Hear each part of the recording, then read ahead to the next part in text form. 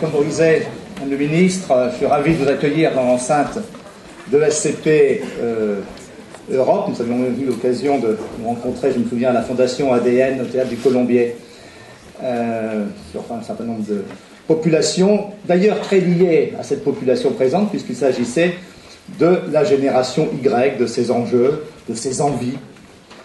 Donc, on met en lien à nouveau dans cet amphithéâtre Vital-Roux, qui est un amphithéâtre emblématique pour ESCP Europe, dans la mesure où Vital-Roux avait été l'un des fondateurs de cette école bientôt bicentenaire, puisque dès 1800, Vital-Roux écrivait pour la fondation de ESCP Europe, qui ne s'appelait pas encore ESCP Europe, mais l'école spéciale du commerce et de l'industrie.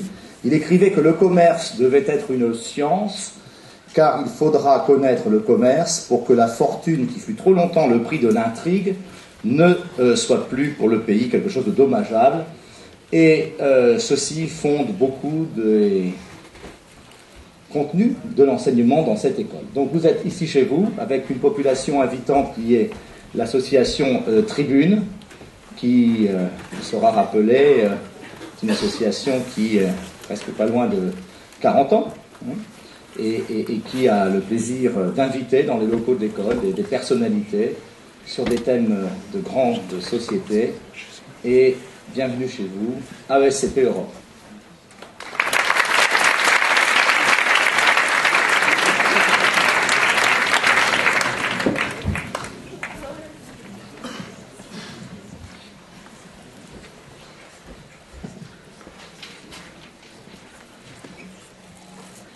Bonjour Madame Kosciusko-Morizet, bonjour à tous. Bienvenue à cette conférence Tribune, organisée en partenariat avec le cabinet d'audit et conseil EY. Tout d'abord, au nom de l'association Tribune, des étudiants et du personnel de l'ESCP Europe, nous vous remercions Madame d'avoir accepté notre invitation. Pour les étudiants, vous pouvez suivre la conférence sur Twitter et poser vos questions avec le hashtag #ConfNKL que vous voyez ici. Ensuite, pour démarrer la conférence, et avant de laisser la parole à nos deux excellents intervieweurs Zachary et Théo, permettez-moi de vous proposer un rapide portrait de notre invité. Madame, née le 14 mai 1973, je laisserai à notre auditoire le soin de calculer votre âge, ne soyons pas grossiers dès le début. Dans le 15e arrondissement de notre belle capitale, vous êtes une Parisienne pure et dure. Dure surtout, si l'on en croit vos adversaires politiques. Dotée d'un verbe incisif et d'un charme glacial, vous n'hésitez pas à remettre en place vos collègues par quelques remarques bien senties. Après Borloo et Copé, que vous taxez de lâche et inélégant, vous durcissez le ton en qualifiant Copé, Jacob et le maire de bande de PD. Vous en conviendrez, en termes d'élégance, on repassera. Ces appellations humoristiques, nous n'en doutons pas, vous ont valu dans le milieu le doux et délicat surnom d'emmerdeuse. Mais il faut avouer que ce caractère bien trempé est aussi ce qui fait votre efficacité. Vous savez où vous allez, et il vaut mieux ne pas se trouver sur votre chemin, comme on a fait les frais à une certaine Nadine Morano. Ainsi, après un parcours scolaire acceptable, Madeleine Danielou, Louis le Grand, Polytechnique, vous effectuez un parcours politique non moins modeste. Vice-présidente de l'UMP, présidente du groupe UMP au Conseil de Paris, députée de l'Essonne, ministre de l'écologie, du développement durable, des transports et du logement, porte-parole de Nicolas Sarkozy pendant la campagne de 2012. Mais il faut dire que l'héritage et le défi étaient tous deux de taille. Un père maire de Sèvres et conseiller général des Hauts-de-Seine, un grand-père maire et ambassadeur de France, un arrière-grand-père fondateur du Parti communiste français, et oui, chaque famille a ses petits secrets, sénateur et conseiller général de Seine et maire de Boulogne-Billancourt. Même si l'on sent pointer un peu de reproduction sociale dans ce beau parcours, il faut tout de même souligner que vous êtes la première femme de la dynastie à vous lancer en politique, et qui plus est, avec brio. Bref, si l'on se doute bien que Madame l'Aristo, comme vous surnomme affectueusement Monsieur Fillon, n'est pas venue jusqu'ici en métro, on espère tout de même que vous passerez dans notre école, qui est comme vous la plus parisienne des parisiennes, un véritable moment de grâce.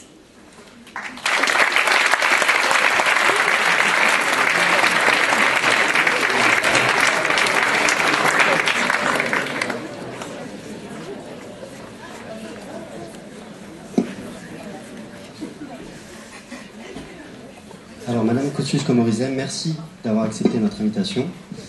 Au cours de ce débat, on va aborder plusieurs thèmes Donc d'abord, on aimerait revenir rapidement donc, sur les élections départementales. Ensuite, on aimerait aborder votre rôle au sein de l'UMP. Et ensuite, on ira plutôt vers donc, Paris et un thème qui vous est cher, l'écologie. Merci d'abord pour votre accueil et merci pour le portrait. Il y a au moins 2 citations qui sont apocryphes, mais ce sont les meilleures, donc je les garde. Alors, Laurent Wauquiez a affirmé récemment dans un tweet que les Français avaient donné leur confiance à l'UMP au regard des résultats des élections départementales. Est-ce que vous êtes entièrement d'accord avec ça ? Je pense que la modestie nous impose de considérer que les Français ont d'abord rejeté le pouvoir socialiste au niveau local et au niveau national d'ailleurs, du même mouvement, sans qu'on puisse faire bien le départ entre les deux. Au niveau local, parce qu'il y avait des exécutifs qui, dans certains départements, étaient là depuis 80 ans. Département du Nord, le département des Bouches-du-Rhône, avec dans les Bouches-du-Rhône une particularité avec Guérini, mais dans le Nord aussi, comme les systèmes comme ça sont installés depuis des décennies, il y a un moment où ils se sclérosent, indépendamment même de toute considération politique, ils se referment et ils provoquent le rejet. Donc il y a le rejet des exécutifs socialistes, et puis il y a le rejet de la politique de François Hollande et de Manuel Valls. Les deux sont associés, et je crois honnêtement que le résultat des élections départementales, c'est d'abord ça. Alors la bonne nouvelle, c'est que pour exprimer ce rejet, pour aller chercher une alternative, ils ont choisi plutôt les candidats de la droite et du centre. Ils auraient pu faire autrement, ils auraient pu, c'était leur souhait, choisir les candidats du Front National. Ils ont majoritairement choisi les candidats de la droite et du centre, désignant en quelque sorte la droite et le centre comme le porteur possible de l'alternance, d'une espérance, mais ça c'est à confirmer. Je pense qu'une des raisons pour lesquelles ça s'est passé comme ça, c'est d'abord que les candidats du Front National présentaient pas véritablement une alternative crédible, notamment dans un certain nombre de départements dans lesquels c'était vraiment compliqué. Je pense même indépendamment du positionnement du parti. Et par ailleurs, je pense que l'union entre la droite et le centre a été aussi quelque chose de déterminant. Les Français en ont marre des bisbilles politiques. Ça a beaucoup nui à la gauche de se présenter en ordre dispersé. Parfois, 5-6 candidats, enfin vous êtes probablement une majorité de Parisiens, donc vous n'aviez pas d'élection départementale, et la petite couronne de Paris n'était pas forcément l'endroit où il y avait le plus de divisions à gauche. Mais il y avait des départements dans lesquels vous aviez le gars du Front de gauche, celui des Verts, le binôme socialiste, le binôme dissident. Ça a beaucoup nui. Et en face, vous aviez une droite et un centre qui étaient associés. Et dans le contexte de perte de crédibilité du politique, avoir des politiques qui se présentent au moins unis, ça aide aussi. Parce que les positions de Nicolas Sarkozy récemment ont été plutôt, je dirais, à droite, bonne droite. Est-ce que c'est pas ça qui aussi a pu jouer en votre faveur par rapport au Front National ? Je trouve pas forcément que les positions de Nicolas Sarkozy ces derniers temps aient été très connotées en termes de positionnement politique, à l'exception, mais pour moi c'est pas une connotation plus droite ou plus gauche, c'est un choix de sujet, à l'exception de ses déclarations sur la question des cantines et du voile à l'université. Ouais, j'aime pas quand on définit ce genre de choses-là en plus à droite ou moins à droite, parce qu'en fait c'est surtout le choix de sujet, c'est un choix de clivage plus qu'un choix de positionnement sur l'échiquier. Personnellement, c'est pas la partie que j'ai préférée dans la campagne. Je trouve que le recours, la référence systématique à ce genre de sujet à une semaine des élections est toujours problématique. Et j'ajoute que j'ai un désaccord sur la question des cantines, moins sur la question du voile, mais sur la question des cantines, pour le fond. Mais madame, vous êtes pourtant responsable de la stratégie électorale de l'UMP. Alors quelle direction vouliez-vous donner à cette campagne ? Sur la stratégie électorale de l'UMP, alors dans un parti, la question de la stratégie électorale, c'est avant tout la question des alliances. Je vous décrypte le truc. Donc, pour ce qui est de la stratégie électorale de l'UMP, moi, ce que je pousse depuis le début, ce que j'ai mis en œuvre à Paris, et ce qui a été largement mis en œuvre dans cette élection départementale, et ce que j'espère mettre en œuvre aussi à l'occasion des régionales et à l'occasion de la primaire, c'est l'alliance avec le centre. Voilà, ma stratégie électorale, elle est là, elle est un peu basique, pardon, mais enfin en même temps, ça a le mérite de la simplicité. Moi, je pense que la vocation de la droite, comme du centre d'ailleurs, c'est de travailler ensemble. Pas forcément de fusionner, hein, c'est pas ça le sujet, mais de travailler ensemble, de construire quelque chose dans la durée ensemble, dans plus de 80% des départements et beaucoup plus encore en pourcentage de cantons. Non, c'est plus de 90% des départements et plus de 80% des cantons. Vous aviez des binômes qui associaient des candidats à la droite et du centre, et je vous dis, ça a été apprécié. Donc en termes de stratégie électorale, moi c'est ça que j'ai poussé. Après la question du positionnement électoral, c'est un petit peu autre chose. C'est une question de choix de thématique. Encore une fois, la thématique cantine n'est pas ma thématique préférée. Et l'alliance entre la droite et le centre a fait ses preuves lors des départementales. Est-ce que vous pensez qu'il faudra y recourir encore pour les élections à venir, éventuellement la présidentielle? Alors, moi je la prône pour les régionales. Je l'ai mise en œuvre dans la campagne de Paris. Comprenez-moi bien. Ça ne veut pas dire qu'il n'y a pas des différences entre les partis. Ça ne veut pas dire que chacun, d'ailleurs, n'a pas son électorat. Ça ne veut pas dire qu'il n'y a pas des façons de s'adresser aux Français, et puis des sujets, et puis des thématiques. Si, ça existe. Et des sociologies différentes. Mais je pense que quand on a vocation à gouverner ensemble un exécutif, les gens ont envie, singulièrement en ce moment, que ce soit clair en amont. Et de préférence qu'on fasse d'emblée liste commune, ou au moins qu'on dise clairement qu'on a vocation à fusionner dans l'entre-deux tours. Mais en tout cas que ce soit clair en amont. Donc moi je l'ai prôné pour les élections départementales, je le prône de la même manière pour les élections régionales. Je pense que le plus on dit clairement les choses, et le plus tôt possible, le mieux on se porte. Sur les élections présidentielles, en fait c'est lié à la primaire. Je prône une primaire de la droite et du centre, mais même plus que ça. Pour moi, il faut que ce soit les primaires de l'alternance. C'est-à-dire que un électeur qui... comprenez, en 2012, la droite a fait 48,5%. Bon, l'objectif, c'est de faire plus de 50%, et donc d'attirer un certain nombre d'électeurs qui n'ont pas voté pour nous en 2012. Il y a beaucoup d'électeurs de François Hollande qui sont déçus. Pour moi, ils ont vocation, s'ils ont vraiment envie de l'alternance, quelque part à participer aux primaires de l'alternance. C'est pas une question de parti seulement, les primaires. D'ailleurs, il faut que l'électorat dépasse de beaucoup le nombre d'adhérents inscrits dans un parti. À l'UMP, vous avez 280 000 personnes. Il faut qu'aux primaires, il y ait 2-3 millions de votants. Donc, on ne s'adresse pas seulement à des militants, on s'adresse à un électorat. Et en l'occurrence, on s'adresse à un électorat qui n'est pas particulièrement, qui n'est pas seulement, qui n'est pas captif. On s'adresse à l'électorat qui a envie de faire l'alternance et qui a envie de mettre fin à l'aventure Hollande. Donc pour moi, c'est même les primaires de l'alternance plus que les primaires de la droite et du centre. Alors vous parliez de déception donc, du gouvernement Hollande. Ça a bénéficié au Front National. On a récemment parlé de tripartisme du paysage politique français. Est-ce que vous confirmez cette vision de la politique en France? Et est-ce que le FN est aujourd'hui réellement ancré dans le paysage politique?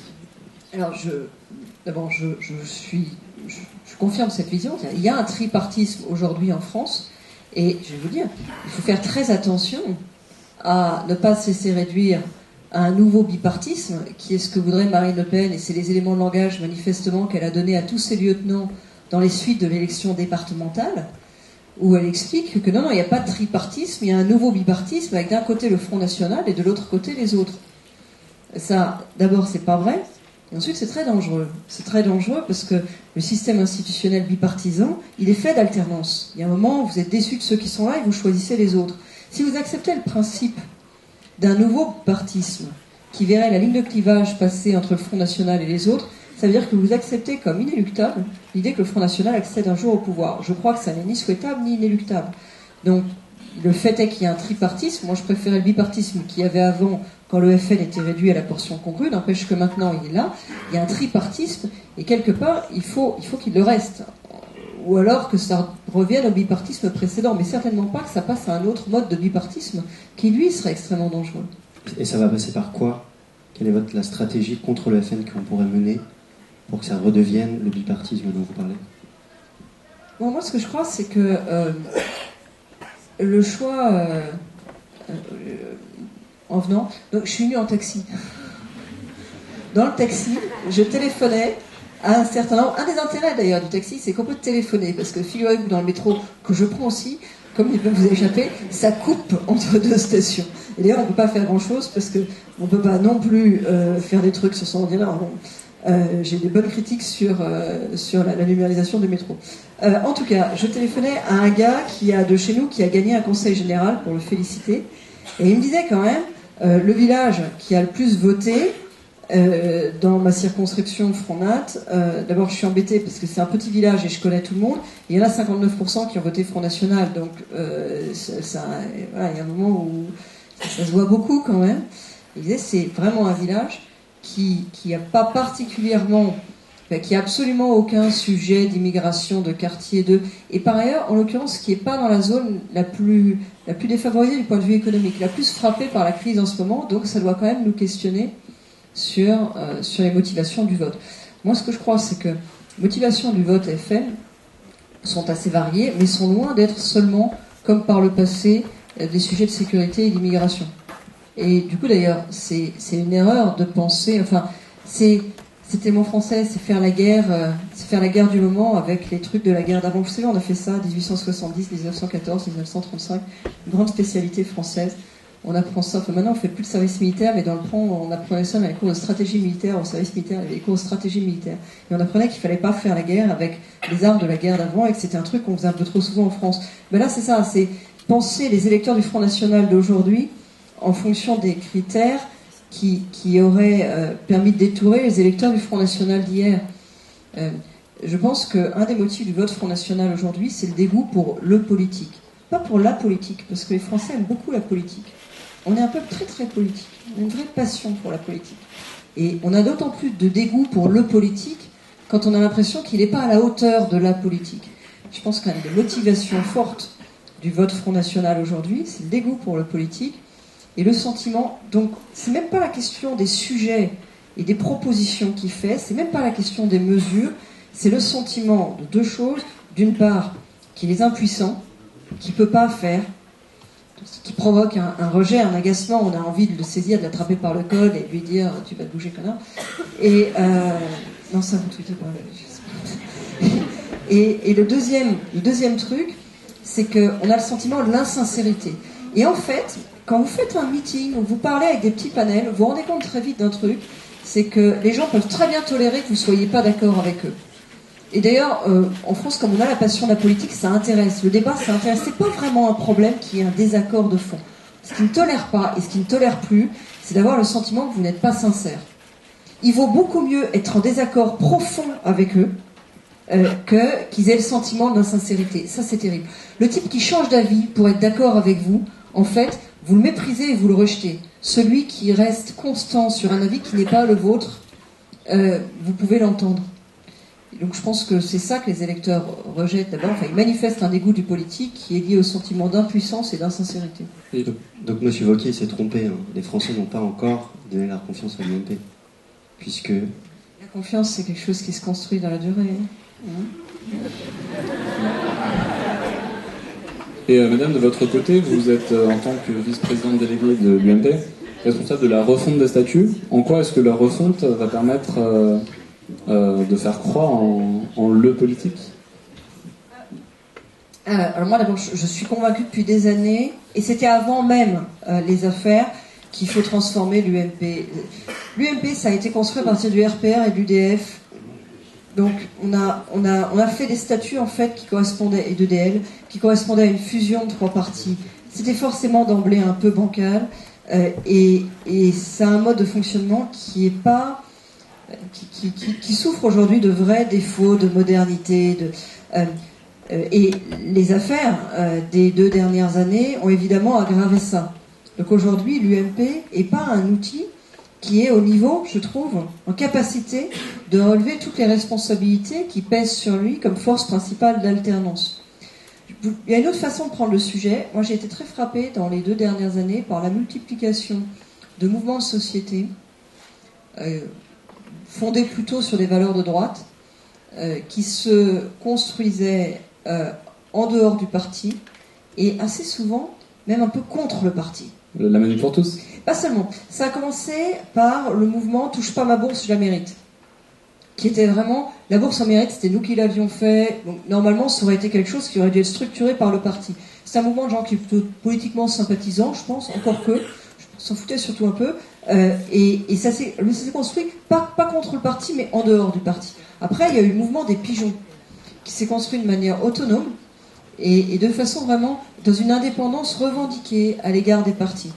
Vous avez eu le mouvement de la Manif pour tous, et bon, moi c'était pas mon truc, mais objectivement ça correspond à une sensibilité de droite, une droite assez conservatrice. Ça s'est construit un peu comme les pigeons, sans et dans une quête d'indépendance. Vous avez eu le mouvement des bonnets rouges, qui était là aussi, c'était pas mon truc non plus. Moi j'ai fait l'écotaxe et je pense que c'était une bonne chose et que c'est vraiment scandaleux de l'avoir supprimé de cette manière-là. C'est vous qui paierez, ça va coûter 1 milliard par an. Mais bon, c'est un régionalisme et c'est une lutte contre la fiscalité en fait. Hein, et un petit peu donc tout ça, en théorie, c'est plutôt des valeurs qui ont vocation à être exprimées par la droite. Et ça m'a troublé que ces mouvements-là se construisent sans le parti et en dehors du parti. Donc la réflexion sur la réforme des statuts, elle est partie de là. Comment est-ce qu'on fait pour étendre la base du parti, pour qu'il plonge ses racines profondément dans les territoires, pour qu'il devienne aussi la voix. Alors il ne s'agit pas d'étouffer ces mouvements, il ne s'agit pas de se substituer à eux, il s'agit quelque part de pouvoir partager de l'énergie avec eux. Et ça passe par des choses, alors vous verrez, hein, ça va se faire le 30 mai, il va y avoir un congrès, mais par exemple, je voudrais faire meilleure place aux e-militants, qui très souvent ne se retrouvent pas dans les formes traditionnelles de militantisme. Je voudrais qu'il puisse y avoir la possibilité de voter et d'interpeller la direction. Je voudrais qu'il puisse y avoir une démocratie locale vivante, quitte à ce qu'il y ait la possibilité de faire au niveau local des révolutions de palais. Parce qu'après tout, ça mettrait un peu d'ambiance dans des fédérations qui parfois sont un peu... Comment vous dire ? Par exemple, je vous donne un exemple concret. Alors, je vous donne un exemple concret pour que vous entendiez. Aujourd'hui, les présidents de fédérations à l'UMP sont élus au suffrage indirect. Ils sont élus par le comité départemental. Bon, vous pouvez les élire au suffrage direct. Si vous les élisez au suffrage direct, vous avez un intérêt pour le parti, c'est que les gens vont avoir envie de faire des cartes pour se faire élire. Donc vous créez beaucoup d'adhésions et vous aurez une vraie vie démocratique locale. Alors ça sera, dans un certain nombre de départements, une basson. Mais en même temps, elle sera éventuellement productrice de sens. Voilà, il y aura une vie qui sera un peu rude dans certains départements. On ne va pas citer de nom, mais il y a des départements dans lesquels je sais déjà qui sera contre qui, et ça peut être assez rude. Mais c'est la vitalité du parti qui est en jeu, parce que si vous laissez un baron qui est là et qui verrouille tout et qui reste là pendant des années, voilà, vous n'avez pas la baston, mais c'est pas très vivant. Donc il y a un moment où il faut savoir ce qu'on veut. Alors vous parliez du 30 mai, le congrès. Est-ce que vous pouvez nous en parler un petit peu mais... On doit changer de nom de parti. Voilà, à quoi ça sert et pourquoi ? Changer de nom de parti et changer de logo d'ailleurs aussi, ça sert à parachever un processus de transformation. Moi je crois vraiment qu'il faut que le parti se transforme, qu'il faut qu'il se démocratise, qu'il faut qu'il se numérise, qu'il faut que les nouveaux outils permettent de solliciter l'avis des adhérents et de leur donner un droit d'interpellation. Je pense qu'il faut qu'ils se décentralisent et les nouveaux outils numériques le permettent aussi. Donc tout ça, c'est des transformations en profondeur, et la logique, au bout du compte, veut que du coup, on change le visage du parti, donc son nom et son logo. J'ajoute qu'à titre personnel, je suis pas fan du nom actuel du parti. UMP, ça a été construit pour coller au sigle UMP, en fait. Union pour un mouvement populaire, ça a été construit pour coller au sigle UMP, qui au début voulait dire Union pour une majorité présidentielle. On fait le cours de marketing à l'ESCP. Moi, j'en ai jamais fait, mais je suis sûre qu'en marketing, on apprend que quand vous cherchez un nom pour coller à des initiales, c'est rarement terrible, quoi. Parce que, je vais vous dire comment on le dirait à l'X, c'est un système d'équation trop contraint. C'est-à-dire que, déjà, c'est compliqué de trouver un nom, mais si en plus, il faut absolument que le nom colle à des initiales, ça devient vraiment... et donc voilà, il a fallu avoir un nom qui voulait dire UMP. On avait Union pour un mouvement populaire, c'est un nom qui est plein de paradoxes. Moi, je viens du parti gaulliste. Normalement, dans le parti gaulliste, on n'aime pas trop les partis, d'ailleurs. On dit mouvement gaulliste. Et le mouvement n'est certainement pas sa fin lui-même. La fin du mouvement, c'est la République et c'est la France. Là, on dit qu'on est dans une union pour un mouvement. C'est déjà bizarre, en fait. On se réunit pour faire un parti. L'objet du parti est de faire le parti. C'est vraiment pas cohérent avec la culture gaulliste. Puis j'ajoute que le terme populaire, dans certaines fédérations qui, justement, ne sont pas suffisamment vivantes, est devenu, j'ai pas fait de lettres, hein, je sais pas comment ça s'appelle une figure de style comme ça, mais enfin bon, ça va pas. Voilà, pour dire les choses, ça va pas. Le logo, il y a un truc qui est frappant, c'est quand vous allez voir les militants, vous trouvez des militants anciens qui ont encore leur carte, notamment les gens du temps du RPR, avec toutes leurs petites vignettes dessus, et le bonnet phrygien et la croix de Lorraine. Pourquoi ils ont encore dans leur portefeuille leur carte qui date d'il y a 20 ans? Ils l'ont parce qu'en fait, leur fierté d'appartenance, elle est là. Ils vous montrent pas leur carte avec le pommier et le truc, non. Ils vous montrent leur carte avec le bonnet phrygien et la croix de Lorraine. On doit se poser la question de savoir pourquoi. Il y avait un vrai affect sur ce logo-là. Il y avait quelque chose. C'est autour de ça qu'il faut réfléchir pour le 30 mai. Mais il n'y a pas que ça. Du coup, vous l'avez trouvé le nom ou pas? Et, en fait, moi j'ai un défaut, c'est que comme souvent les gens qui parlent beaucoup, je tais les choses les plus importantes. Vous découvrez ça dans la vie. Madame, je crois qu'on va aborder un sujet qui nous tient tous en haleine, c'est la primaire pour les présidentielles de 2017. C'est une bonne nouvelle si ça vous tient en haleine, parce que ça va faire des votants. Est-ce que vous comptez vous présenter ou pas? Et si jamais vous soutenez Nicolas Sarkozy, comment est-ce que vous allez concilier avec lui sa politique vis-à-vis du FN J'ai pas prévu de faire une déclaration de candidature à l'ESP ce soir. Je suis désolée. Et pour moi, ce sera une question pour début 2016. C'est une question à laquelle j'apporterai réponse début 2016. Donc voilà.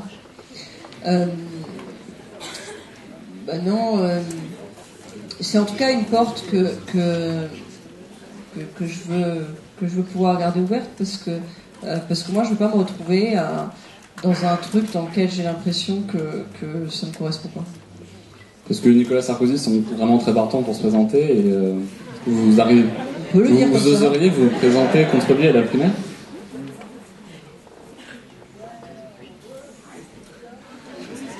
Parce que... Non mais attendez, je vais vous dire un truc. Alors, se présenter à une élection, c'est un choix très personnel. C'est un truc un peu existentiel. C'est vraiment un choix qu'on fait avec soi-même. Et ça dépend pas exclusivement, pas essentiellement même de la concurrence. C'est un truc... si ça procède d'une analyse de marché, en général, ça foire. Parce qu'il faut le sentir quand même. Surtout une élection personnelle. Honnêtement, si c'est pour être sur une liste régionale, moi j'aime pas les élections régionales parce que c'est un mode de scrutin très impersonnel. J'ai l'impression parfois que même les types qui sont sur la liste, ils sont pas concernés.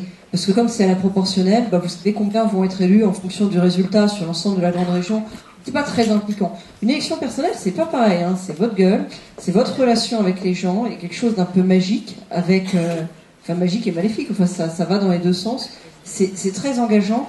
Donc en fait, c'est un choix personnel avant d'être une étude de marché.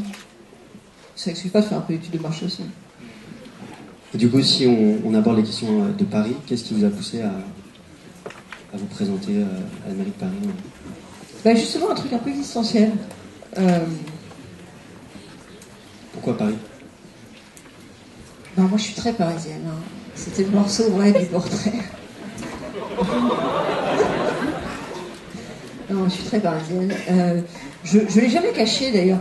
C'était marrant d'ailleurs, pendant la campagne de Paris, il y avait les socialistes parisiens qui essayaient de faire des tracts pour dire que j'étais une horrible banlieusarde parachutée à Paris. Et quand je suis arrivée en Essonne, il y avait les socialistes essonniens qui faisaient des tracts pour dire que j'étais une horrible parisienne parachutée en Essonne. Bon, ça aurait pu me donner des problèmes existentiels, mais il faut pas s'arrêter sur ces choses-là. Moi, je suis vraiment parisienne. J'aime Paris. Je pense que Paris, c'est juste la plus belle ville du monde. Et que ça pourrait être encore beaucoup plus et beaucoup mieux. Je trouve que Paris perd un peu de son énergie. Depuis des années d'ailleurs, ça date pas de mars 2014, ça date d'avant. Mais je trouve que Paris perd un peu de son énergie. Paris perd un peu de son lustre. Quand vous regardez l'histoire des villes, l'histoire de Paris, elle est extraordinaire. Et la façon dont ça tourne me laisse parfois un peu songeuse. Et d'ailleurs, quand je vois toute une génération qui a envie d'aller faire ses études ailleurs et parfois d'y rester, ça me fait triste. Et alors, en tant que présidente du groupe UMP au Conseil de Paris, vous êtes impliquée dans les travaux du Grand Paris. Quelle est votre vision pour ce Grand Paris dans quelques années ? D'abord, je pense que le Grand Paris est un truc indispensable. J'y crois énormément. C'est un sujet ancien. Mon arrière-grand-père, que vous avez eu la grâce de citer, et qui en effet était à l'origine communiste, avait lancé le Grand Paris dans les années 30 et ça a failli réussir. Alors, à l'époque, ça a foiré pour les raisons inverses de celles d'aujourd'hui. C'est qu'à l'époque, la banlieue était rouge et Paris était bleu. Et donc, Paris qui était bleu avait peur de la banlieue qui était rouge. Maintenant, ça s'est inversé. Paris est rose et la banlieue est devenue bleue. Mais il reste un problème de désaccord fondamental et ancien entre Paris et sa banlieue. Et faire le Grand Paris, c'est recoudre Paris avec sa banlieue, c'est mettre la ville, et la ville au sens large, la grande ville, lui donner en fait un nouveau souffle, une nouvelle énergie. On compare toujours Paris et Londres, Paris et New York, Paris. Mais en fait, on compare Paris et le Grand Londres, Paris et le Grand New York. On compare des choses qui ne sont pas comparables. À Paris, vous avez 2 200 000 habitants. À Londres, c'est le Grand Londres, vous en avez plus de 6 millions. Donc évidemment, on ne peut pas concourir dans ce système-là. Paris, c'est petit en fait. Paris, c'est enfermé à l'intérieur du périphérique. J'ajoute que c'est l'histoire de Paris que d'avoir perpétuellement débordé de ses frontières. Et il faut pas arrêter cette histoire-là. Arrêter cette histoire-là, c'est retomber sur ce que je disais tout à l'heure, c'est prendre le risque que Paris soit plus fidèle à sa vocation. Il y a un bouquin très bien de quelqu'un qui s'appelle Paul Hazan, qui s'appelle L'invention de Paris. Il n'est pas suspect de sympathie politique. Il y a 200 pages sur la Commune et il est tout à fait à l'extrême gauche. Mais il est très érudit et il fait la démonstration que Paris s'est construit en débordant, en excédant, en faisant éclater ses frontières successives. Ça commence par la muraille de Philippe Auguste, de Charles X, le mur des fermiers généraux, et maintenant on bute sur le périphérique. Et il y a un moment où si on n'en sort pas, on dépérit. On dépérit parce qu'il n'y a plus de foncier, parce qu'il n'y a plus moyen de construire, parce qu'il ne peut plus y avoir de grands projets, voilà, parce que tout est figé à l'intérieur d'un certain périmètre. Donc pour que Paris vive, il faut qu'il sorte de ses frontières, et j'ajoute que c'est bon pour la petite couronne. Si on était vraiment très ambitieux, si on était du temps de Haussmann, ce qu'on n'est pas, vous savez ce qu'on ferait, on ferait comme on a fait par le passé. Belleville, c'était un village. Le Petit Montrouge, le 14e, c'était un village. Auteuil et Passy, c'était des villages. Paris les a absorbés. Pantin, si vous êtes propriétaire à Pantin, est-ce que vous n'avez pas envie demain, ça s'appelle Paris-Pantin? Oui, non. Êtes sûr, si vous êtes propriétaire? C'est mieux, hein? Et puis il y a un moment où ça correspond à une réalité. Parce qu'aujourd'hui, si vous habitez Montrouge, Montrouge avant, le Petit Montrouge, le sud du 14e, avant c'était Montrouge. Maintenant c'est Paris administrativement. Mais les gens qui habitent Montrouge, en fait, c'est les enfants de ceux qui habitent le 14e qui n'ont pas eu les moyens d'acheter dans le 14e. Bientôt, ils n'auront plus les moyens d'acheter à Montrouge parce que de toute façon, c'est en train de devenir très cher. Vous voyez ce que je veux dire? Ça correspond à une réalité qui est déjà une réalité vivante. Voilà, le Grand Paris, c'est ça. Donc oui, je m'intéresse au Grand Paris. Et du coup, il en est où le projet actuellement? Alors le projet en ce moment il est un peu en carafe parce que en fait ce qui se passe c'est que ça a une réalité, en fait ça a une réalité humaine et il faut lui donner une réalité autour de projets et une réalité institutionnelle. Ce que la gauche a fait, c'est qu'elle a voulu construire des institutions avant de construire des projets. Donc vous avez le Grand Paris Express qui est un truc qui a été lancé par Sarkozy mais qui en fait est un projet de transport qui est dans la Société du Grand Paris. Vous avez plusieurs projets de ce qu'on appelle des OIN, donc qui sont des grands projets. Coucou. J'ai trop parlé. Qui sont portés par l'État, qui ne sont pas dans le Grand Paris. En fait, la gauche est en train de construire un truc institutionnel qu'ils appellent le Grand Paris, qui va être une assemblée de plus de 340 élus, qui n'a pas vraiment de compétences, et ce qui devrait relever de la responsabilité du Grand Paris, qui sont par exemple les transports avec la Société du Grand Paris ou les OIN, les opérations d'intérêt national, qui sont des grandes opérations d'urbanisme, ne sera pas dedans. Donc il y a un projet, il y a une loi. En théorie, le Grand Paris est fait au 1er janvier 2016, mais aujourd'hui c'est une coquille compliquée, une nouvelle couche administrative, et surtout, il n'est pas porteur des compétences, parce que personne ne veut lâcher les siens. C'est-à-dire que l'État reproche aux élus de pas vouloir lâcher leurs compétences, et c'est vrai que les élus n'ont pas trop envie de lâcher leurs compétences, mais l'État fait des OIN, des opérations d'intérêt national. Une opération d'intérêt national, c'est un chouette beau terrain que l'État récupère en gestion directe et sur lequel il décide qu'il va construire. Si on fait le Grand Paris, Les OIN, pour moi, elles ont vocation à être gérées par le Grand Paris, avec, en effet, un pouvoir assez consulaire sur les territoires, mais être gérées par le Grand Paris. Mais l'État ne veut pas plus lâcher son pouvoir sur les OIN que les élus veulent lâcher leur pouvoir sur leur institution. Donc en fait, bien, si personne met un peu de générosité dans tout ça, c'est sûr que c'est compliqué. C'est comme en général mon avis. Qu'est-ce que vous reprochez à Anne Hidalgo d'avoir fait depuis qu'elle est maire de Paris? Qu'est-ce que vous auriez fait à sa place? Je reproche surtout des trucs qu'elle n'a pas fait. Je vais vous dire, je trouve que c'est... Il y a des politiques, on peut être d'accord, on peut être pas d'accord. Mais, oui, il y a des sujets, on peut avoir des débats. Bon. Mais surtout, il y a un problème d'ambition. C'est-à-dire, Paris, c'est pas... Je regarde tout le monde qui regardait derrière. Vous avez vu quoi? Il y a une photo bizarre. Oui, on a fait quelques caricatures pour l'anniversaire d'Ernan.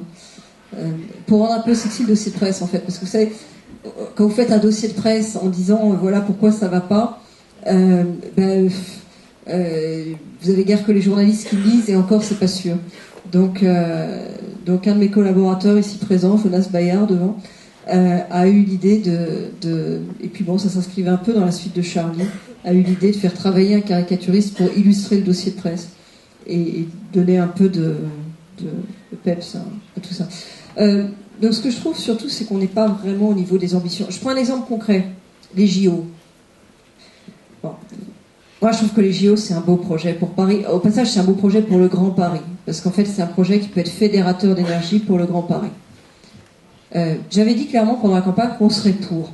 À gauche, ils ne se sont pas décidés parce qu'en fait, ils ne sont pas d'accord entre eux. Les Verts sont contre, les communistes étaient très pour, et les socialistes, ils ne savaient pas. Donc, c'était pas dans leur projet. Ils ont hésité beaucoup. Hidalgo a commencé par dire qu'elle était contre. En plus, elle l'a dit depuis Chicago, je crois, ce qui était moyennement malin sur un projet qui a vocation à être porté à l'international. Finalement, maintenant, elle dit qu'elle est pour. Tant mieux. Moi, je suis content. Je dis que j'étais pour depuis le début. Mais pourquoi ces atermoiements sur un sujet qui est vraiment un sujet d'ambition? D'autant plus que les atermoiements, ils font porter des risques. Enfin, quelque part, ils abîment la candidature. Je trouve qu'on est en deçà, en fait, de ce que pourrait être Paris, tout simplement. Après, politique par politique, je peux vous détailler ce qui ne va pas. Mais je suis pas sûr que ça vous passionne. Ça vous passionne?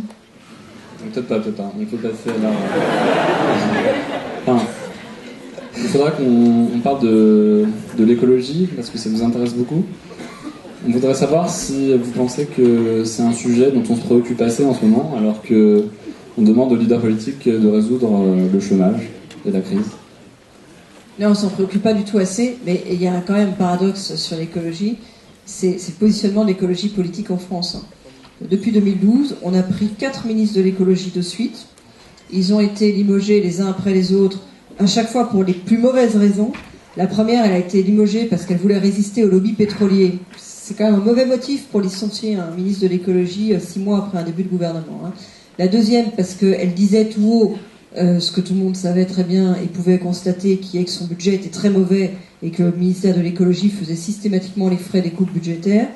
Le troisième, parce qu'on le voyait très très peu au ministère, il était tout le temps dans le Gers où il est élu, ce qui est son droit, mais enfin bon, il n'était pas très actif.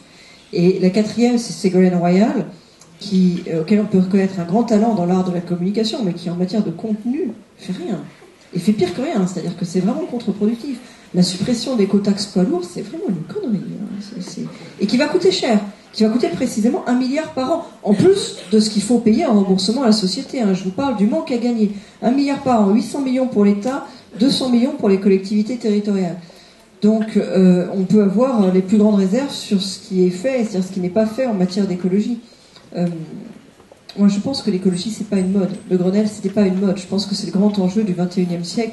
Il faudra que ça revienne d'une façon ou d'une autre. Et ça reviendra peut-être d'ailleurs tout simplement sous l'angle de l'emploi. Donc vous considérez que le gouvernement Hollande n'a pas fait grand-chose en matière d'écologie, malgré je pense que le gouvernement Hollande a été très très contre-productif en matière d'écologie. C'est-à-dire qu'il a défait des choses bien qui avaient été faites. Sur les quotas poids lourds, quand même, un mot là-dessus, parce que c'est un truc qui m'a vraiment énervé. Alors, en fait, ils ont essayé de me salir pendant la campagne de Paris sur les quotas poids lourds en expliquant que le contrat n'était pas clair. Il y a eu 12 enquêtes sur le sujet qui ont toutes montré non seulement que le contrat était très clair, mais qu'en plus c'était le seul moyen de le faire. Et pourquoi on avait fait ça? Parce qu'aujourd'hui, quand vous n'êtes pas sur les autoroutes, un camion qui n'est pas sur les autoroutes ne paye rien. Sur les autoroutes, les camions payent. Mais du coup, ils ont tendance à emprunter des contournements de routes nationales et de routes départementales et ils ne payent rien. Pire que ça, les grandes sociétés de transport étrangères, elles, ne payent même pas le droit social et la TIPP.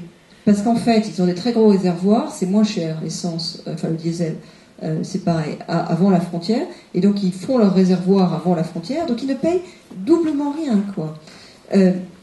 Ça détruit pas mal la route, les camions, c'est pas terrible pour l'environnement. Bref, on avait trouvé un système que sont en train de mettre en place les uns après les autres tous les pays européens pour faire payer le kilomètre à tous les camions, y compris aux poids lourds des sociétés étrangères qui aujourd'hui ne payent rien.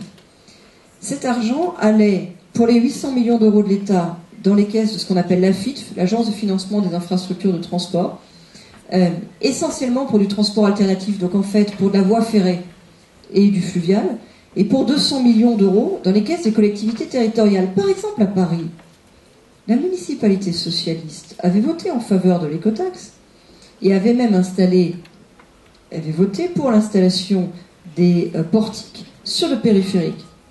Elle devait à ce titre, puisque le périphérique est un chemin vicinal au cadastre, c'est pas une blague, le périphérique c'est un chemin vicinal, en tout cas ça appartient à la ville, elle devait à ce titre récupérer 18 millions d'euros nets par an. Les 18 millions d'euros nets par an que vous récupériez donc essentiellement sur du transport, et notamment du transport étranger qui vient, ils prennent la 1 et pour aller chercher la 6, ils font le tour du périph' parce que c'est moins compliqué que de prendre la rocade. Cet argent-là, vous pouviez l'utiliser par exemple pour accompagner tous les petites entreprises, les utilitaires qu'on aimerait bien transformer en véhicules électriques et en véhicules propres pour éviter les pics de pollution dans Paris. Vous aviez 18 millions d'euros par an pour pouvoir faire la transition énergétique dans le transport à Paris. C'était quand même plus malin. Et pourquoi on l'a pas fait? On l'a pas fait pour des raisons strictement démagogiques, parce que Ségolène Royal ne voulait pas faire face à la colère des Bretons. Au passage, la colère des Bretons, on l'avait déjà eu, quand on a fait le Grenelle de l'environnement et l'écotaxe poids lourds, et ils avaient déjà eu une ristourne. Parce qu'en fait, il y avait une ristourne de 30% de mémoire, ou 40% même sur les routes de Bretagne. Ça s'était négocié à Matignon. Donc on avait déjà payé, entre guillemets. Vous me suivez? Oui, et cet argent-là, il va falloir le payer, parce que de toute façon, peut-être qu'il y a des lignes de TGV ou qu'on fera en moins, mais malgré tout, la FITF, elle sert aussi à refaire les routes. Et là, il y a besoin de les refaire, parce que voilà, il y a des problèmes de crédit d'entretien des routes. Et donc, à un moment, c'est le contribuable qui va compenser, en fait, une partie de ces sous qu'on n'aura pas pris sur les sociétés de transport étrangères. Vous parliez de pic de pollution. Le 18 mars dernier, Paris a été reconnue comme la ville la plus polluée. Est-ce que ça vous rend pas triste en tant que Parisienne? Et à qui on peut attribuer la faute? Ça me rend triste, mais en plus ça m'inquiète, parce que moi j'ai beaucoup travaillé sur les questions de santé environnementale. C'était un de mes premiers sujets quand j'étais jeune députée. Et ça a l'air de rien. Bon, vous êtes à un âge où on est encore immortel, mais en fait, ça vient avec le temps, quand on a des enfants, qu'on les voit tousser. Penser qu'on perd bêtement de la qualité de vie. Alors après, les gens sont plus ou moins sensibles à la pollution. Donc, c'est comme le tabac, c'est comme l'alcool, c'est comme le cancer. Il y a des choses, voilà, on ne sait pas. Mais n'empêche que voir souffrir des gens que vous aimez, vous dire qu'il y a des risques sur des gens que vous aimez, pour des trucs aussi bêtes que des mesures qui n'ont pas été prises, qui n'ont pas été anticipées, ça énerve vraiment. Sur la question du pic de pollution, il avait une dimension régionale, le pic de pollution, donc c'est pas que Paris. En revanche, ce qui est certain, c'est que ce qui a été fait depuis des années à Paris n'est que cosmétique. Mais que cosmétique, si vous voulez. Les couloirs de bus, le Vélib. Moi, le Vélib, je trouve ça très bien, j'ai une carte Vélib, je peux vous la montrer dans mon sac. Je trouve ça très bien. Je trouve ça très sympa, mais honnêtement, c'est pas ça qui réduit la pollution. Le seul truc qui réduit la pollution, c'est une mesure qu'on avait créée dans le Grenelle de l'environnement et qui a été mise en place dans beaucoup de grandes métropoles mondiales, qui s'appelle la ZAPA. La ZAPA, c'est l'interdiction programmée en centre-ville des véhicules les plus polluants.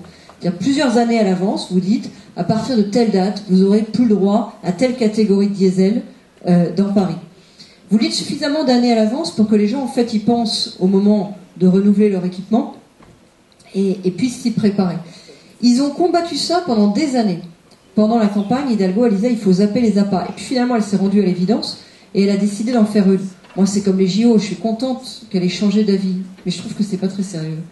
Et je trouve que c'est beaucoup de temps en retard, quoi. Le débat touche à sa fin, on va passer aux questions du public.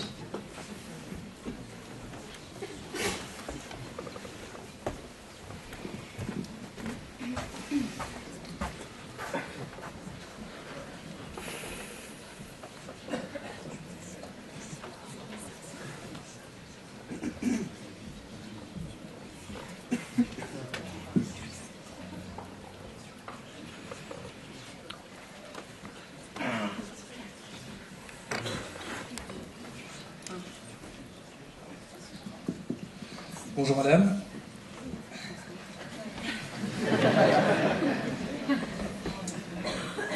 Oui, bonjour.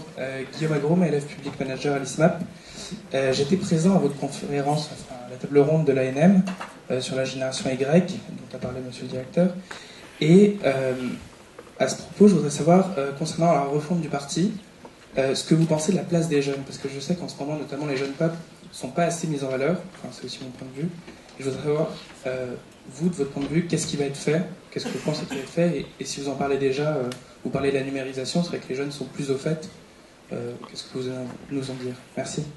D'abord, merci pour votre fidélité. En fait, oui, vous le soulignez, c'est beaucoup lié à la numérisation du parti. Vous n'avez pas idée du retard de numérisation du parti.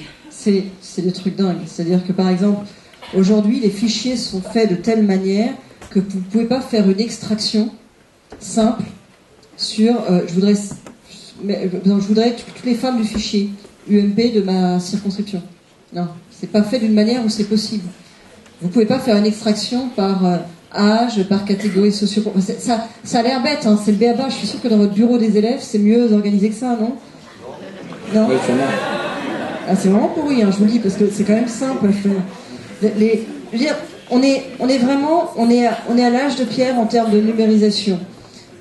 Pourquoi? Moi, je pense qu'il y a une raison qui est liée à un échec qui a été celui d'une tentative. Vous vous souvenez peut-être de l'affaire des créateurs de possibles. C'était un réseau social interne que l'UMP avait voulu lancer il y a quelques années, trop tôt, pas adapté, enfin ça avait complètement foiré, ça avait coûté pas mal d'argent. Et donc je pense que ça a fait un traumatisme et qu'il y a eu un moment où l'UMP brutalement a arrêté d'investir du coup dans sa numérisation. Mais du coup, l'UMP est très en retard et ça a des conséquences sur les jeunes par exemple. On ne peut pas aujourd'hui faire d'extraction simple pour savoir qui a un compte Twitter et qui l'utilise. Donc, on ne peut pas faire de push en fonction de vos centres d'intérêt. On ne peut pas vous organiser en communauté numérique en fonction de votre désir et de votre capacité à vous mobiliser sur un événement. Donc, tous les outils qui permettent d'animer une communauté quelle qu'elle soit, et singulièrement la communauté des jeunes UMP, sont aujourd'hui inaccessibles. Quand je dis sont aujourd'hui, en fait, c'était hier, parce que c'est en train d'être remonté très très vite. Et là, dans les semaines qui viennent, avant même le 30 mai, vous devriez voir sortir des nouveaux outils qui vont être beaucoup plus sexy et beaucoup plus adaptés. Des nouveaux outils qui feront leur place à la mise en réseau et qui feront leur place aussi à la mise en concurrence, compétition des uns et des autres, qui est toujours un truc qui marche pas mal sur les réseaux. Progresser.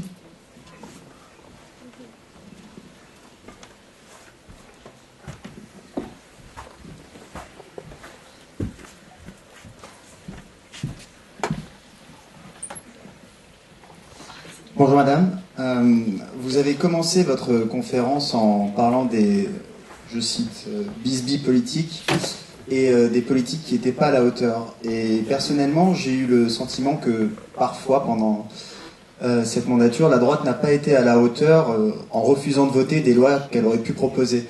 Je pense à la loi sur la sécurisation de l'emploi, je pense récemment à la loi Macron. Est-ce que vous ne pensez pas que être gaulliste, c'est être capable parfois de dépasser les clivages politiques pour des grands enjeux nationaux, comme par exemple le rétablissement des comptes publics?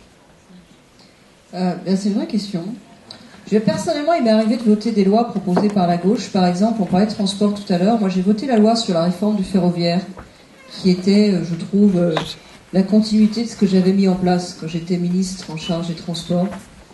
Et donc, j'avais que des raisons de voter pour.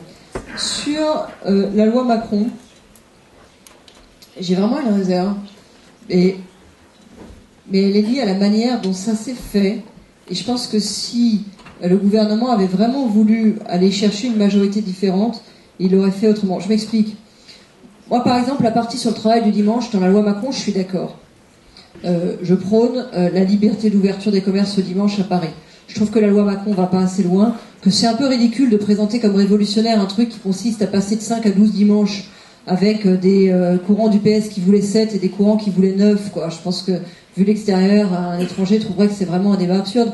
Mais je suis pour cette partie-là de la loi. Le problème de la loi Macron, c'est que c'est 300 articles et qu'une partie des articles sont en fait une voiture balai de trucs que l'administration cherche à caser à tous les ministres depuis toujours. C'est pas forcément très grand public, mais quand vous arrivez dans un ministère, il y a un truc épais comme ça qui s'appelle un dossier ministre. C'est la présentation par elle-même de l'administration, et l'administration ne se contente pas de se présenter, en fait elle vous fait des propositions. L'administration propose une politique. Il ne faut pas croire que l'administration soit complètement neutre. Elle n'est pas forcément politisée, mais elle a des idées sur ce qu'il faudrait faire. Beaucoup de ce que vous voyez dans la loi Macron sont des choses qui ont été proposées par le passé et qui ont été rejetées pour un motif ou pour un autre. Et moi, par exemple, je ne me voyais pas voter dans le cadre de cette loi des choses que j'avais rejetées comme ministre. Je ne suis pas du tout d'accord avec la libéralisation du transport par autocar. Ça m'a été proposé par mon administration quand j'étais ministre et je suis contre. Et je l'ai refusé à l'époque. Or, le système est ainsi fait en France que vous votez la loi dans son ensemble ou pas. Voilà, mettre 300 articles d'un coup, communiquer sur quelques-uns qui d'une certaine manière sont plus évidents que les autres, mais essayer de faire avaler les autres en même temps n'était pas la meilleure solution pour un gouvernement qui aurait eu envie de construire une majorité de projets. Je vous donne un autre exemple de choses qui dans la loi Macron et que moi je trouve néfaste, c'est ce qu'on appelle les sociétés de projets dans le domaine de l'armement. Il n'y a plus d'argent pour équiper les armées, et donc il y a la possibilité dans la loi Macron de faire des genres de partenariats publics-privés dans le domaine de l'armement, mais non pas pour des constructions, non pas pour des infrastructures, mais pour des équipements. Donc concrètement, une société mixte achète un Charles Leclerc, un bateau, un Rafale, ce que vous voulez, et la loue, moyennant finance, à l'État et aux armées. Financièrement, c'est absolument inintéressant. C'est intéressant comptablement. Du point de vue comptable, ça vous évite de payer le capital et d'inscrire la dette. Vous payez que le remboursement de manière annuelle. Mais je trouve que c'est une espèce de fuite en avant. On a déjà un système dans lequel la génération des baby-boomers fait payer tous ses plaisirs et sa sécurité à la génération qui vient. Repousse la dette. C'est quand même scandaleux ce qu'a fait la génération des baby-boomers. Vous vous en rendez compte? C'est-à-dire qu'elle repousse la dette. Elle la repousse un peu sur ma génération et un peu sur la vôtre aussi. Et là, on voudrait faire la même chose dans le domaine de l'armement. Je suis vraiment pas d'accord. Voilà, il y a des choses dans la loi Macron. On essaye de vous faire avaler les saloperies dans la boulette de mie de pain quand même.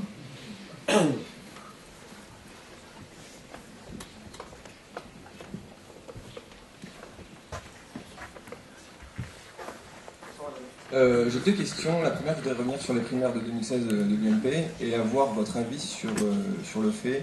Est-ce que vous êtes plutôt pour une primaire ouverte ou une primaire interne à l'UMP? C'est ma première question. Et ma deuxième question, elle porte sur le fait que aujourd'hui Nicolas Sarkozy a été placé sous statut de témoin assisté. Et j'aimerais, en tant que numéro 2, avoir votre avis, votre opinion ou un commentaire dessus. Enfin, merci. Alors, sur la première question, je pense que j'ai déjà répondu. Moi, je suis à fond pour une primaire ouverte, mais pour moi, une primaire ouverte, c'est ouverte à tous ceux qui veulent l'alternance. Et d'ailleurs, ça nécessite qu'elle soit aussi ouverte sur la question des candidatures. C'est-à-dire que les conditions pour pouvoir être candidat soient raisonnables. C'est un vrai sujet. L'ouverture, ça marche du côté des électeurs et du côté des candidats. Sur la question de Nicolas Sarkozy, je vais vous dire, et le statut témoin assisté. Moi, j'étais porte-parole de Nicolas Sarkozy en 2012, quand il y a eu l'affaire Bettencourt. J'ai passé mon temps sur des plateaux de télé, des radios et des machins, à essayer d'expliquer que non, je ne trouvais pas crédible de penser que Nicolas Sarkozy ait pu abuser d'une vieille dame. J'en ai fait plusieurs mois, hein, parce que ça a été feuilletonné, l'affaire Bettencourt. Hein. C'était, vous savez, il y avait les histoires de l'huissier, de la cuisinière, de l'infirmière, de la comptable. C'était tout un truc. Bon. Ça a été feuilletonné. On en a eu pour des mois et des heures d'antenne à se justifier de ce truc-là. Et puis finalement, il y a eu un non-lieu. Là, maintenant, il y a cette histoire des pénalités. Il était convoqué ce matin pour être mis en examen. Il n'en sort pas mis en examen. Ça doit être que les juges sont en train de se rendre compte que peut-être c'était pas de l'ampleur de la sauce qui en avait été faite. On verra au résultat. Mais l'affaire Bettencourt, elle m'a rendu très prudente sur ces affaires et un petit peu suspicieuse à l'égard de la manière dont les affaires politico-financières sont utilisées vis-à-vis des politiques. Parce que je suis sûre que si vous preniez le nombre d'heures où on a parlé de l'affaire Bettencourt en disant que Nicolas Sarkozy abusait une vieille dame, ce qui est quand même pas un truc très élégant dans la vie, et le nombre d'heures, attendez, je finis, et le nombre d'heures où on a dit que finalement c'était pas le cas, qu'il y avait eu un non-lieu, il y a vraiment un décalage. Et c'est le problème des histoires politico-financières, c'est qu'on vous en met des tas et des tas au moment de la mise en cause, et puis après, quand le truc se dégonfle, parce qu'en fait, très souvent, il se dégonfle, vous récupérez pas ce que vous avez perdu en crédit. D'accord. Mais il y a l'affaire aussi Bettencourt, il y a l'affaire Malion, il y a l'affaire des écoutes téléphoniques, maintenant il y a cette affaire de l'UMP. Vous pensez pas que l'UMP avec ces histoires s'autodétruit un petit peu, non? Avoir un président, sans forcément, même s'il y a des non-lieux derrière, il y a quand même des histoires et ça porte un tort important à l'UMP. Ça, c'est pas une chance, hein. Mais d'ailleurs, c'est un des motifs, quand je parlais des affaires tout à l'heure, c'est un des motifs pour lesquels je pense aussi qu'il faut reconstruire, donner une nouvelle identité à une famille politique. C'est qu'il y a une multiplication, notamment toutes les coups sur l'affaire Big Malion, qui n'ont pas été une chance pour l'UMP, c'est sûr. Mais vous pouvez pas, on peut pas s'arrêter en fait à une multiplication de mises en cause. On peut s'arrêter un jour s'il y a une multiplication de jugements. C'est pas le cas. C'est pas le cas, et c'est le contraire. C'est-à-dire que les choses qui ont été jugées, en fait, ont été jugées sous forme de non-lieu. Donc c'est ça qui doit être pris en compte en droit. D'autant plus que je vous dis, il y a, en matière de politico-financier, il y a un décalage. Et ça arrive jamais qu'un particulier soit mis en cause de manière répétée, sauf si c'est très très médiatisé. Et après, dans ce cas-là, en général, s'il y a un non-lieu, on médiatise beaucoup le non-lieu. Quand c'est un politique, vous avez une espèce de soupçon de culpabilité, au moins médiatique, qui est un peu particulier quand même. Bon, c'est comme ça, ceci dit, hein, on vit avec. Mais c'est pas très... C'est comme, je vais vous dire un truc, c'est comme le droit de la diffamation. Le droit de la diffamation, il est mal fait.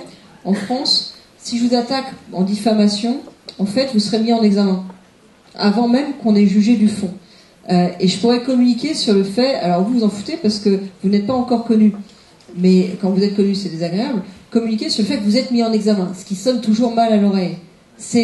Vous avez des gens qui font des procès en diffamation rien que pour ça, rien que pour pouvoir communiquer sur le fait que le gars contre lequel ils ont fait un procès en diffamation est mis en examen. C'est pas terrible.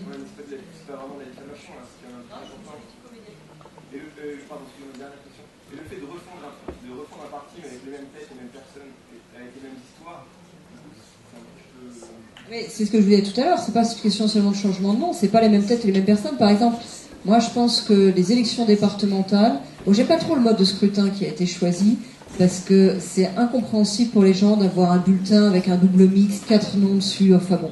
Mais il a un bénéfice, ce mode de scrutin, comme souvent les modes de scrutin un peu exotiques d'ailleurs, c'est qu'il va faire émerger des nouvelles têtes, et notamment une moitié de femmes dans les conseils départementaux, alors qu'il y en avait de l'ordre de 15% avant. Donc vous avez les nouvelles têtes qui sont en train d'émerger. Au moment des élections municipales, vous avez beaucoup de nouvelles têtes qui ont émergé. Vous avez beaucoup de jeunes maires de 30-40 ans dans des villes de taille assez importante qui sont les nouveaux cadres du parti en fait. C'est une génération qui monte bon, c'est souvent les élections locales, elles font les collectivités locales, elles font pépinière. C'est très important les collectivités locales pour un mouvement politique parce que c'est territorialisé, donc c'est au plus proche des habitants, mais aussi parce que ça fait pépinière. Parce que les jeunes élus, ils ont besoin de se former, ils ont besoin de. Ça s'invente pas d'être élu. Hein. Vous savez, c'est à la fois il y a une dimension très technique et puis il y a un contact très particulier. Il n'y a aucune école qui apprend à être élu, si ce n'est l'école du terrain. Et les élections locales, elles servent à ça. Donc là, il y a une nouvelle génération qui est en train d'émerger, qui sera celle, logiquement, de la nouvelle formation politique. Pour moi, la nouvelle formation politique, elle va être portée par cette nouvelle génération. Une petite question, madame, si vous voulez bien. Ici. Bonsoir. Vous avez face à vous un public avec beaucoup de gens de l'ESCP, en majorité, donc des gens d'école de commerce, aussi des extérieurs, qu'on appellerait dans le jargon d'école des extés, mais surtout beaucoup de jeunes qui pourraient potentiellement s'engager en politique. Moi, j'aimerais vous demander pourquoi vous vous êtes engagé et pourquoi est-ce que vous conseilleriez à ces gens, à ces jeunes, de s'engager en politique. Bon. Alors, ça peut paraître contre-intuitif parce que l'image de la politique, c'est pas ça. Mais moi, j'ai fait des choses assez variées avant. J'avais fait un peu de recherche, j'ai travaillé un peu dans l'administration et j'ai travaillé dans le privé, dans une grande boîte. Et en fait, j'ai trouvé que ça tournait en rond, qu'on était toujours dans les mêmes milieux et que on avait un vrai sentiment d'être un rouage de quelque chose qu'on maîtrisait pas et dans lequel finalement on avait relativement peu d'utilité. Est-ce que vous avez vu cette polémique qu'il y a eu aux États-Unis, c'était de l'ordre il y a 2 ans, sur ce qu'ils appelaient les bullshit jobs? Voilà. C'était je vous invite à googliser ça. Bullshit jobs. Bullshit comme bullshit et jobs comme voilà.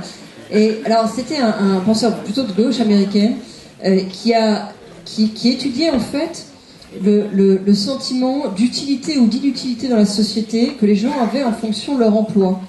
Et qui disait que dans la société contemporaine, il y avait finalement beaucoup de gens, et notamment dans les cadres, ce qui est assez nouveau, qui avaient un sentiment d'inutilité. C'est-à-dire celui qui est boulanger, il sait ce qu'il fait, il est boulanger. Vous avez beaucoup de jobs d'encadrement qui sont devenus des rouages d'un système sur lequel le cadre n'a pas d'influence. Voilà, moi, je veux pouvoir... Ce qui m'intéresse, c'est 2 choses, c'est de rencontrer les gens et de pouvoir changer les choses, pouvoir faire des choses.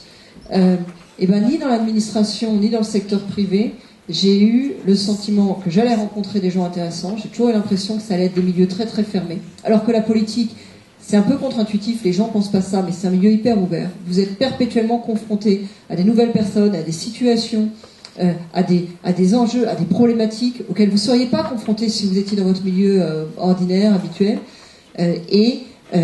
Par ailleurs, si vous trouvez les bonnes clés pour le faire, c'est pas facile, mais vous pouvez vraiment changer les choses. Vous pouvez changer les choses pour quelqu'un, vous pouvez changer les choses pour beaucoup de gens. Vous n'y arrivez pas tous les jours, mais quand vous y arrivez, c'est une vraie satisfaction. Et c'est une satisfaction qu'on ne rencontre pas facilement dans la vie, et notamment qu'on ne rencontre pas dans les bullshit jobs, que je ne vous souhaite pas d'avoir. Mais lisez l'article sur Google, moi ça m'avait énormément frappé. Et parce que c'est très vrai. Lisez l'article et après lancez ça dans un dîner d'amis, de jeunes professionnels, d'avoir qui a le sentiment que sa disparition serait problématique, qu'il y a des choses qui se passeraient autrement s'il disparaissait de son organisation. Et bien en fait, vous vous rendrez compte qu'il y a des métiers, il n'y a pas que la politique, mais il n'y en a pas tant que ça, où vous pouvez vraiment imprimer une marque et choisir ou pas de faire des choses.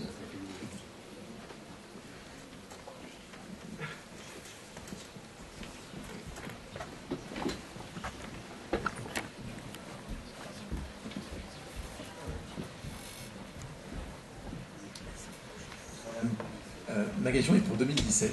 Vous voyez plutôt ministre de Nicolas Sarkozy ou bien d'Alain Juppé?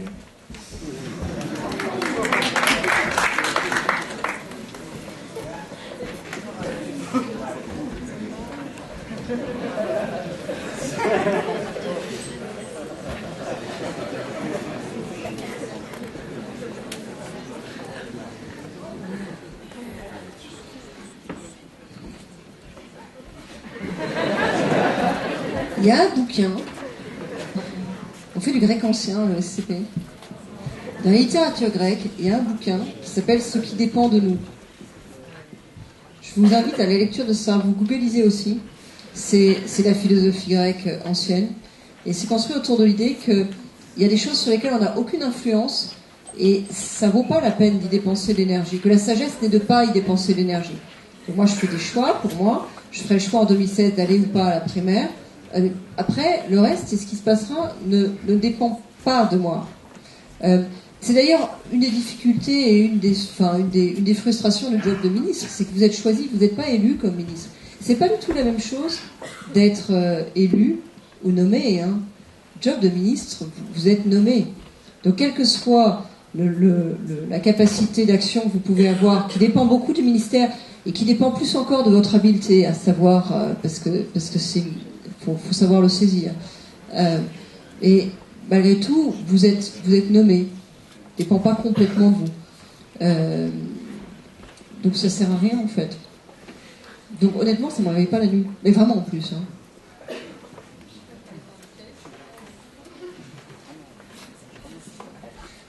Bonjour madame, j'avais deux questions à vous poser. Premièrement, je reviens sur le constat que vous avez fait au début de l'intervention. Il faut rester modeste sur les résultats des élections départementales. Plus d'un Français sur deux ne s'est pas déplacé. Finalement, le parti majoritaire, c'est celui des abstentionnistes. Donc, qu'est-ce que vous faites pour remotiver, on va dire, de redonner l'espoir aux Français? Et deuxième chose, si vous étiez à la tête du gouvernement, par exemple, demain, quelles seraient les 3 grandes réformes que vous mettriez en place, de manière sur le fond? Bon, sur les abstentionnistes, je pense que j'ai déjà répondu avec le vote FN, parce qu'en fait, c'est pas exactement les mêmes ressorts, mais le sentiment, ce que je disais de l'origine du double dégoût, en fait, de la double origine du dégoût pour les politiques, et le sentiment d'impuissance et le sentiment d'insincérité, il peut conduire de la même manière à l'abstention. Par ailleurs, sur ces départementales, on n'a pas été aidé par le fait qu'il y avait eu un redécoupage, un changement du mode de scrutin, des compétences qui n'étaient pas stabilisées, et même un changement du nom. Vous savez, ça a l'air de rien, mais pendant la campagne, je m'étais mise au service des candidats, j'ai fait le tour de pas mal de meetings. En Indre-et-Loire, il y en a un qui m'a dit, qui était conseiller général sortant, qui m'a dit « Je suis embêté, il y a des gens qui viennent me voir en me disant vous n'êtes pas concerné parce que c'est pas des élections cantonales, c'est des élections départementales. » Les gens, notamment en zone rurale, ils ont le nom cantonal en tête. Rien que le fait d'avoir changé le nom, plein de gens que ça a troublé. Donc il y avait pas mal de raisons pour qu'il y ait une abstention élevée à ce tour-là. Qu'est-ce qu'on ferait si on était au pouvoir? Je ne vais pas vous donner 3 choses, je vais vous donner une chose. Moi, la première chose que j'aurais envie de faire, c'est de bousculer en grande profondeur le droit du travail. Je trouve que le droit du travail, dans lequel je me suis un peu plongée, pour différentes raisons, est vraiment démotivant à tous les étages. C'est du lose-lose, c'est du perdant-perdant en fait. Le patron n'embauche pas parce qu'il a peur de ne pas pouvoir débaucher. Le futur salarié du coup est pas pris en compte. Enfin, en fait, notre droit du travail, à chaque fois que pour des bons motifs, et évidemment toutes les couches successives qui ont été ajoutées par tel bon sentiment. Personne n'a voulu mal faire, mais il est devenu quelque chose de très très très contre-productif, d'assez antique. Je me suis occupée par exemple de l'affaire du boulanger des Landes. C'est absurde ce qui lui est arrivé au boulanger des Landes. Je vous raconte l'histoire du boulanger des Landes quand même. Vous savez, c'est ce boulanger qui voulait travailler 7 jours sur 7 et qui a été rattrapé par l'inspection du travail. Bon. La disposition qui lui interdit de travailler 7 jours sur 7, c'est une disposition, je sais plus quoi, du Code du travail. En fait, le Code du travail, il a été recodifié en 2005. C'est la retranscription exacte d'une loi de 1923 qui a eu son sens inversé. À l'époque, elle était supposée protéger les petites installations industrielles contre les petites entreprises familiales. Et aujourd'hui, elle est supposée protéger les petites entreprises familiales contre les installations industrielles. La loi de 1923 était elle-même une loi modificative d'une loi de 1906, je crois. Quand vous expliquez à un jeune qui s'installe aujourd'hui que son quotidien, son organisation du travail va être régulée par une loi qui date de 1923, modification d'une loi de 1906. Ah, ou bien, dans la Constitution, il y a des trucs plus anciens que ça. Oui, il y a la Déclaration des droits de l'homme et du citoyen de 1789, mais là, on est dans l'ordre des principes. On peut penser qu'une part des principes sont immuables à travers le temps, mais pas l'organisation quotidienne du travail. Je vous donne 2 autres exemples qui m'ont frappé. Je suis allée voir, moi, le boulanger des Landes, parce que je faisais un meeting à Biarritz, et comme c'était pas loin, je me suis dit, tiens, je vais bientôt le lendemain, et je suis allée dans son fournil. Le boulanger des Landes m'a raconté que quand son fils était apprenti chez lui, le fils de bête jeune, il avait 15 ans, il avait eu la visite de l'inspectrice du travail qui lui avait fait des remontrances parce que son fils commençait comme lui à 5h30. Or, quand vous avez moins de 16 ans, vous n'avez pas le droit de commencer l'apprentissage avant 6h. Bon, le fils, il venait avec lui à la boulangerie, quoi. Ça rimait à quoi de demander à la mère de se lever une demi-heure après pour pouvoir emmener le fils une demi-heure plus tard. Il avait un collègue qui avait eu un redressement URSSAF parce que ce collègue avait son fils en apprentissage. Son fils mangeait le casse-croûte dans la boulangerie à l'heure du déjeuner avec le père. Le casse-croûte était préparé par la mère. Ça paraît normal à tout le monde, sauf que ça n'avait pas paru normal à l'inspectrice du travail, qui avait expliqué que le statut de patron primait sur le statut de parent, et que donc le sandwich devait être considéré comme un avantage en nature et aurait dû être déclaré à l'URSSAF. Donc il avait eu un redressement URSSAF. Non mais c'est pas une blague, quoi, en fait. C'est dingue, mais ça existe. Donc, je crois que la refonte complète du droit du travail est un truc... et c'est le droit du travail pose des problèmes à tous les étages. Il fait très peur aux investisseurs internationaux. La France a une mauvaise image à cause de son droit du travail. Et il est vécu comme une absurdité par beaucoup de ceux qu'il est supposé protéger, et notamment par les jeunes entrepreneurs. J'avais visité pendant la campagne de Paris une start-up qui fait dans la réservation de tables de restaurants, qui a été vendue depuis. Ils m'avaient raconté, eux, les visites de l'inspection du travail. Une fois, l'inspection du travail était venue les voir, et là, il fait remarquer qu'il y avait des taches sur la moquette, qu'il y avait probablement des acariens qu'il allait falloir évacuer. Donc, ils avaient vite googlisé acariens pour voir de quoi il s'agissait. Enfin, bon. Et l'autre fois, l'inspection du travail leur avait fait remarquer qu'ils n'avaient pas provisionné ce qu'ils auraient dû, les chèques vacances. Bon, ils avaient le moyen âge de 23 ans, ils ne savaient pas ce que c'était que des chèques vacances, et ce n'était pas vraiment leur sujet dans la vie. Alors j'avais lancé l'idée, une idée complètement illégale. Mais, non mais bon, on peut délirer un peu, ça aide à construire les choses. Cette idée est illégale, donc je le dis avant, je suis consciente qu'elle est illégale. Qu'on aurait pu avoir des zones franches, soit par géographie, soit par secteur, donc tel sous-secteur du numérique ou tel arrondissement de Paris, des zones franches en matière de droit du travail, dans lesquelles on aurait eu un socle de droit du travail minimal, et en échange du fait qu'il n'y avait pas toute la soupe habituelle, on aurait demandé aux entrepreneurs et aux salariés qui étaient là de consacrer quelques heures par semaine à travailler et à brainstormer sur ce qu'ils voudraient voir comme droit du travail. Parce que c'est pas que les gens n'ont pas besoin de droit du travail, il y a besoin d'un droit du travail. Moi je suis pas pour la dérégulation, mais par exemple quand vous regardez les jeunes qui sont dans les starters, très souvent ce qu'ils veulent c'est pouvoir bosser comme des dingues pendant 5 ans, sans horaire et sans rien, mais au bout de 5 ans ils veulent pouvoir faire une année sabbatique en allant faire le tour du monde. Le droit du travail aujourd'hui est complètement inadapté pour eux, et pendant les 5 ans, et pendant l'année. Donc c'est pas qu'ils ont besoin de rien, ils ont envie d'avoir une protection, par exemple sociale, pendant l'année qu'ils passent en sabbatique. Mais ils n'ont pas envie qu'on aille les chercher sur les questions de chèques vacances pendant les 5 années qu'ils vont passer à faire que leur start-up. Voilà, moi j'aurais envie de faire ça, modifier en profondeur le droit du travail, et je pense que ça peut être une libération d'énergie incroyable. Alors, je ne méconnais pas toutes les difficultés, notamment syndicales, mais je crois qu'on est arrivé à une telle impasse qu'il y a les moyens de bouger les choses. Très bien. Merci beaucoup pour ce débat, pour votre intervention. Merci, madame.